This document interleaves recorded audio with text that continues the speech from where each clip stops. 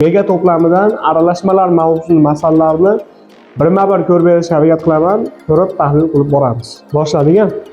Xo'p, birinchi savolda o'qib eshitiraman. 2,3 gram natriy va 11,7 gram kalsiydan iborat aralashma 48 litr xlor bilan reaksiya kiritsa necha gram tuzlar hosil bo'ladi deyiladi masala sharti bo'yicha. Xo'p, birinchi sababni ko'ramiz.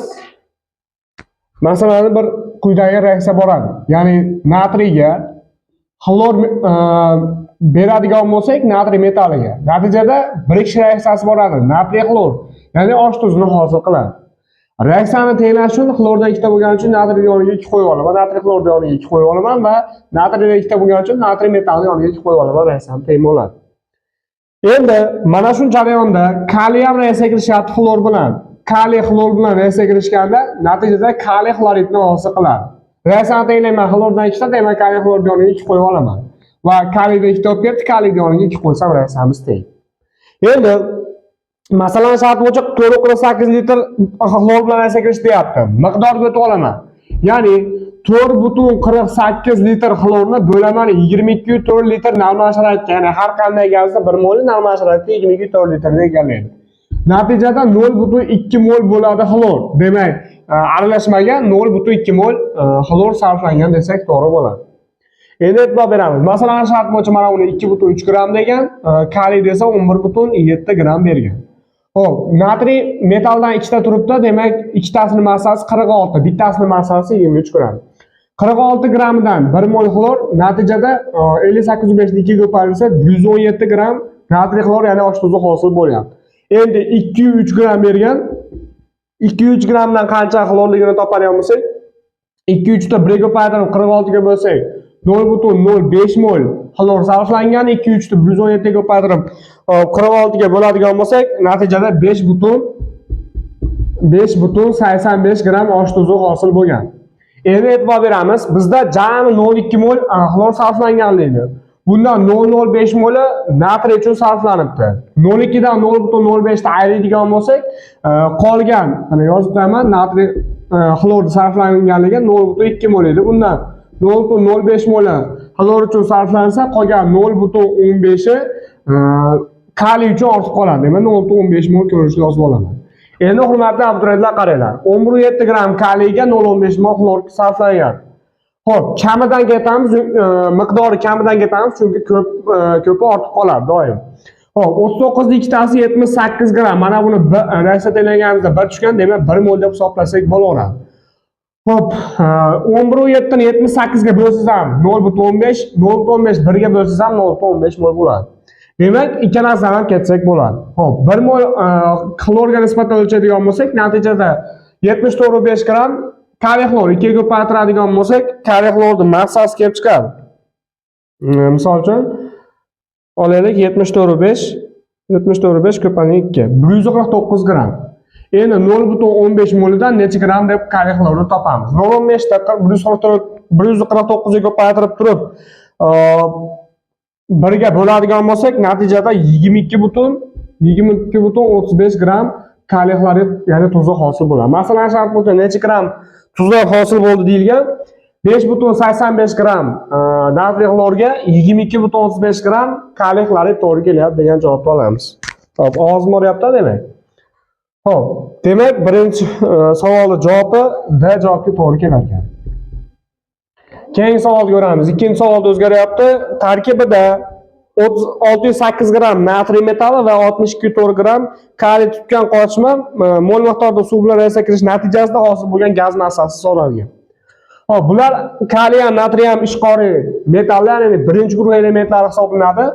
Natriy metali suv bilan reaksiya kirish natijasida bunda o'rin olish reaksiyasi bo'ladi. Natriy gidroksid plus vodorod hosil bo'ladi. Reaksiyani tenglaymiz. Mana bu natriy gidroksidni 2 qo'yib tursak, vodorod 4 ta, demak suv yoniga 2 qo'ysak, 2 2 4 ta bo'ladi. Natriy metaldan 2 ta ortib ketdi, demak natriy metalni yoniga 2 qo'ysak reaksiyamiz teng. Mana shunday ko'rinishda kaliy metalni ham suvda eritib olamiz, yoniga olsa ham bo'ladi. Kaliy metali suv bilan reaksiya kirish natijasida o'rin olish, ya'ni kaliy gidroksid bilan vodorod hosil bo'ladi. Reaksiyani ham xuddi shunday tenglamay 2 2 qo'ysak reaksiyamiz teng. Xo'p, masalani shart bo'yicha aytyapti, 36,8 gram 36,8 gram natriy va kaliyni massasi 62,4 gram berilgan. Endi qaranglar, mana shundan hosil bo'lgan gaz massasini so'rayapti. Natriyning ikkitasini massasi 46 gram. 46 gramidan vodorodning molekulyar massasi 2 gram gaz hosil bo'lyapti. Mana gaz. Endi 36,8 gramdan necha gram gaz ajraladi deb topamiz. Ya'ni qanday ishlaymiz? Xo'p, 36,8 ni 2 ga ko'paytirib 46 ga bo'lamiz. Mana shunday ko'rinishda kaliyni ham ishlaymiz. Ya'ni 39 2 ga ko'paytirsa 78 gram, 78 gramdan 2 gram gaz, 62,4 gramdan necha gram gaz? 62,4 2 ga ko'paytirib 78 ga bo'lsak 1,6 gram gaz chiqadi. 36,8 ni 2 ga ko'paytirib 46 ga bo'lsak, bundan ham 1,6 gram gaz chiqadi.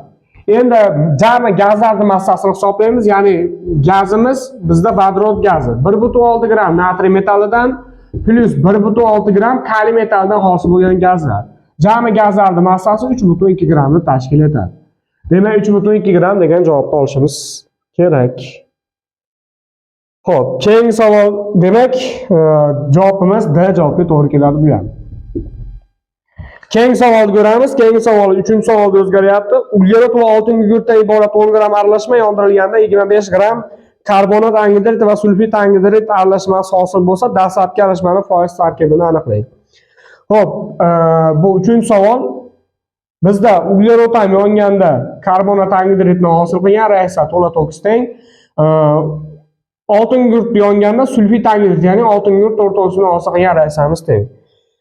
Xo'p, masalada dastlabki aralashmaning massasini beryapti 10 gram deb. Endi hosil bo'lgan aralashmaning massasini beryapti 25 gram deb.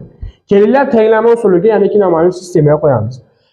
Uglerodni x mol deb oladigan bo'lsak, bizda 12x gram uglerod bo'ladi. Ya'ni 1 molidan 1 mol karbonat angidrid hosil bo'lsa, 12x dan 44x karbonat angidrid hosil bo'ladi degani. Chunki birga bir reaksiya kirishyapti. Xo'p, oltin gugurtda y mol deb olsak 32y, bundan birga bir reaksiya bo'lyapti. 32y dan 32 ga 32 ni qo'shsa 64, ya'ni 64y sulfit angidrid hosil bo'lyapti. Endi ikki nomali sistemaga qo'yamiz. Xo'p, 12x plus dastlabki aralashma 32y teng bo'ladi 10 ga. Xo'p, 44x plus 64y teng bo'ladi 25 ga. Endi hurmatli abiturientlar, bu yerda x topib olsak ham bo'laveradi. X imizning qiymati 0,25 kelib chiqar ekan. Masalaning sharti bo'yicha aralashmada bizda aralashmada foiz tarkibini aniqlang deyilyapti. Masalan, shart bo'yicha, demak, masalaga o'tib olaman. 0,25 ko'paytiraman 12 ga, natijada 3 gram kelib chiqadi. Qaranglar, 10 gram aralashma edi. 10 gramidan 3 grami uglerod ekan, qolgan 7 grami massa bo'yicha hisoblayapmiz. Qolgan 7 gram oltin gugurt bo'ladi. Endi jami aralashma hisoblaymiz. Dastlabki aralashmamiz, mana dastlabki aralashmamiz bizda 10 gram edi. Mana shuni 100% deb hisoblaymiz. Bundan 3 grami uglerod ekan necha foiz deb topadigan bo'lsa, 3 ta 100 ga 10 ga bo'lsa, bunda 30% uglerod bo'ladi. Endi 7 grami oltin gugurt edi. Necha foiz deb topadigan bo'lsak, nima qilamiz? 7 ni 100 ga ko'paytirib 10 ga bo'ladigan bo'lsak, natijada 70% kelib chiqadi. Demak, 70% bu oltin gugurt elementiga to'g'ri keladi. Demak, 30% uglerodga 70% oltin gugurt degan javob topamiz. Javobimiz shunda B javobga to'g'ri kelar ekan. Mana, B javobga to'g'ri kelar ekan. Xo'p, tushunarliga keyingi savolni ishlaymiz. Bizda 4-savol kremniy va ugleroddan iborat 10 gram aralashmaga natriy gidroksiya etmasi qancha ettirilganda 4,8 gram gaz ajralib chiqdi. Dastlabki aralashmada kremniyning mahsulini topdilar. E'tibor beramiz, hurmatli abiturientlar, bu yerda kremniy bilan uglerod elementi bergan, faqatgina kremniy natriy gidroksiyasini suvga eritmasi bilan reaksiya qilishadi xolos. Uglerod reaksiya qilishmaydi. Demak, yozib olaman. Bu 4-savol ishlanishi kremniy natriy gidroksiyasini suvli eritmasi bilan reaksiya qilishganda hosil bo'ladi natriy silikat, natriy 2, kremniy O3 plus vodorod chiqadi. Reaksiyani tenglayman. Hop, natriy gidroksiyasi yoniga 2, vodorod yoniga 2 qo'ysam reaksiyamiz teng. Masalaning sharti bo'yicha aralashmani bizda dastlabki aralashmani 10 gram degan va kremniyning mahsulini so'rayapti. Kremniyning o'zini so'ragan ekan. 28 gramidan 2 mol uchun har qanday gazni 1 mol normal sharoitda 22,4 litrni egallaydi. 2 mol esa 44,8 litrni egallaydi. Masalani sharti bo'yicha 4.48 litr deyilgan. Hop, necha gram kremniy reaksiyaga kirishganligini topib olaman. Qanday topamiz? 28 ni 4.8 ga ko'paytirib 44.8 ga bo'lsangiz, bunda 2.8 gram kremniy bo'ladi. Endi qarang, bizda dastlabki aralashmamiz 10 gram edi. Mana shuni men 100% deb olaman. Bundan 2.8 gram kremniy kelib chiqdi. Necha foiz deb topadigan bo'lsak, 208 ga ko'paytirib 10 ga bo'ladigan bo'lsangiz, natijada 28% kelib chiqadi. Demak, natr gidroksidi massa ulushi 28% degan xulosaga kelasiz. Keyingisi 5-savol. Kalsiy va kalsiy oksiddan iborat 2 gram aralashma suv bilan ta'sirlash natijasida 448 millilitr vodorod ajralib chiqdi. Aralashma tarkibida kalsiy oksid massa ulushini aniqlang. Hurmatli abituriyentlar, qaranglar. Birinchi qiladigan ishim gazni millilitrdan litrga o'tib olish. Osonroq ishlaymiz. 448 millilitrda litrga o'tish uchun 1000 ga bo'lib olaman. Natijada 0.448 litr kelib chiqadi. Bu birinchi ish. Endi ikkinchi ish, masalan, shart bo'yicha kalsiy va kalsiy oksid degan. Kalsiy ham suvda eriydi. Kalsiyda oksidi ham suvda eriydi. Endi hurmatli abituriyentlar, farqini qarang. Kalsiy suvda erish natijasida o'rin olish reaksiyasi bo'lib, kalsiy gidroksid plus vodorod gazi chiqadi. Mana bundan gaz chiqadi. Lekin kalsiy suv bilan reaksiyaga kirishganda faqatgina kalsiy gidroksid hosil qiladi, xolos. Gaz chiqmaydi. Endi dastlabki aralashma masalan shart bo'yicha 2 gram bergan. 2 gram bergan, hosil bo'lgan gazi 0.448 litr beryapti. Qaranglar, reaksiya tenglasini 2 qo'yib olaman. 40 gram reaksiyaga kirishganda 1 mol uchun 22.4 litr gaz ajralib chiqsa, 0.448 litrdan necha gram kalsiy reaksiyaga kirishgan. Ya'ni 40 ga ko'paytiraman 0.448 ga bo'laman 22.4 ga. Natijada 0.8 gram kalsiy bo'ladi. Endi hurmatli abituriyentlar, qaranglar. Dastlabki aralashmamiz 2 gram edi. Bundan 0.8 grami kalsiy ekan. 2 dan 0.8 darsa qolgan 1.2 gram bu kalsiy oksidiga to'g'ri keladi. Endi yozib olaman.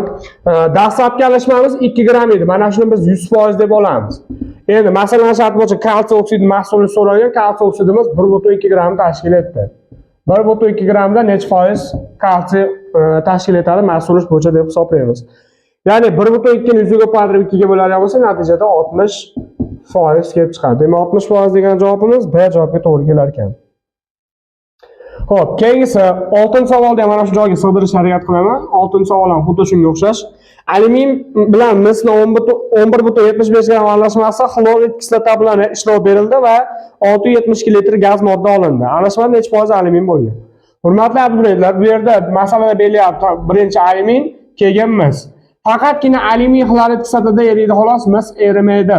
Natijada o'rin olish reaksiyasi bo'ladi alyuminiy xlorid plus vodorod chiqadi. Reaksiyani tenglayman. Xlorid kislotani yoniga 3, vodorod yoniga 3 taqsim etdik, ya'ni 1,5 qo'ysak reaksiyamiz teng bo'laveradi. Dastlabki aralashmani bizda 11.75 gram deyilgan, hosil bo'lgan gazda 6.72 litr bergan. Maqsadga ketamiz. Reaksiyamiz teng 27 gramidan masalan 3 taqsim 2 1,5 mol degani. 1,5 ni 22 ga ko'paytirsangiz 33.6 litr degani kim tushunmagan bo'lsa, mana videoni qayta ko'rish mumkin. Ya'ni 1,5 ni 22 ga ko'paytirdim. 672 litrdan necha gram alyumin reaksiyaga kirishgan? Ya'ni 672 ga ko'paytirib 33.6 ga bo'lsak 5.4 gram bo'ladi. Qaranglar, jami aralashmamiz 11.75 gram edi. Bundan 5.4 grami alyumin ekan. 11.75 dan 5.4 oladigan bo'lsak, qolgani misga qoladi. Bizda mis so'ramagan, alyuminni necha foizligini aniqlang deyilgan.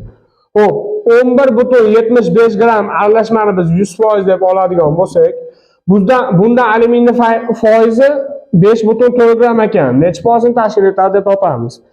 5.4 ni 100 ga ko'paytirib turib 11.75 ga bo'ladigan bo'lsa, natijada 46% kelib chiqar ekan. Demak, 46% degan javobingiz S javobiga to'g'ri kelar ekan.